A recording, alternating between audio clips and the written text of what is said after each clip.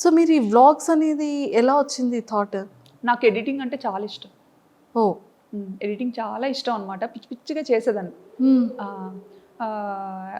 BTech అయిపోయి అదే పెళ్ళైన వెంటనే ఒక ఫోన్ వచ్చింది చేతికి. అప్పటి వరకు మన చేతిలో ఫోన్ కూడా ఉండేది కాదు. ఇప్పుడు జనరేషన్తో మారిపోయింది అనుకోండి, అదే షాక్ అవుతుంటాం అనమాట. సో చేతికి ఫోన్ రాగానే అదే అలా ఏదో ఒకటి చేయడం. సో బేసిక్గా నాకు ఎలా అంటే నన్ను నేను స్క్రీన్స్లో చూసుకోవడం ఇష్టం. ఓకే. నన్ను నేను. సో ఏదైనా మ్యూజిక్కి మన వీడియో క్లిప్ పెట్టి రకరకాలుగా ఎడిటింగ్ అనేది చేసేదాన్ని అనమాట అప్పట్లో. పెళ్లి తర్వాతే. పెళ్లి తర్వాత. జస్ట్ మేము ఇక్కడ హైదరాబాద్కి వచ్చిన తర్వాత రామోజీ ఫిల్మ్ సిటీ అని ఇంకా చాలా ప్లేసెస్కి తీసుకెళ్లేవారు తిను. సో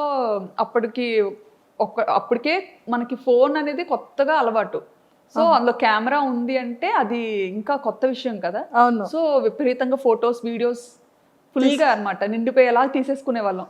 తీసేసుకొని అవి ఎక్కడ అప్లోడ్ చేయాలో తెలియక అదే ఎన్ని హార్డ్ డిస్క్లను పెడతాం.